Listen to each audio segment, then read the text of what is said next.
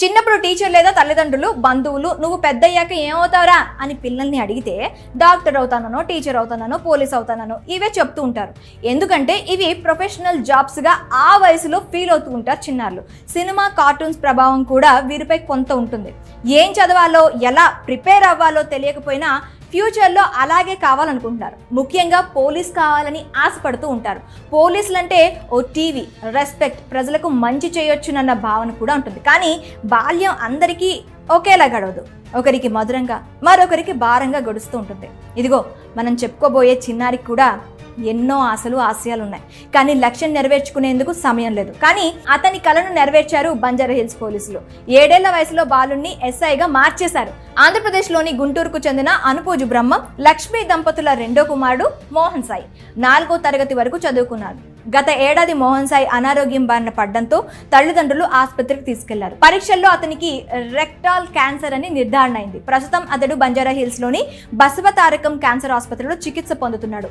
చికిత్స అందిస్తున్నప్పటికీ అది ప్రాణం తీసే వ్యాధిగా మారింది. బాబు ఆరోగ్యం రోజురోజుకు క్షీణిస్తోంది. దీంతో బాబుకి ఏమేమి కోరికలు ఉన్నాయో అవి తీర్చేందుకు సిద్ధమయ్యారు పేరెంట్స్. చిన్నప్పటి నుంచి తనకు పోలీస్ కావాలన్నది ఓ కల.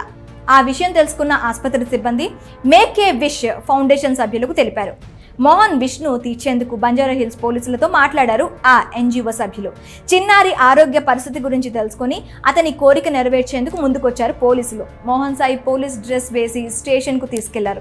బాబును సాదరంగా ఆహ్వానించారు పోలీసులు. పోలీస్ అధికారిగా కుర్చీలో కూర్చోబెట్టి మోహన్ కోరిక తీర్చారు. బాబుకి బంజారాహిల్స్ డిటెక్టివ్ ఇన్స్పెక్టర్ జాకీర్ హుసేన్ గౌరవ వందనం చేశారు. ఇక పోలీస్ స్టేషన్లో జరిగే పని విధానాన్ని అడ్మిన్ సబ్ ఇన్స్పెక్టర్ శివశంకర్ వివరించారు.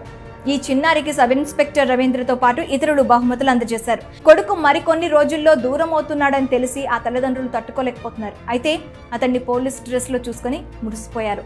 అధికారులు సల్యూట్ చేస్తుంటే ఆనంద బాష్పాలతో పాటు భవిష్యత్తులో అతడు ఉండడని తెలిసి కన్నీటి పర్యాంతమయ్యారు.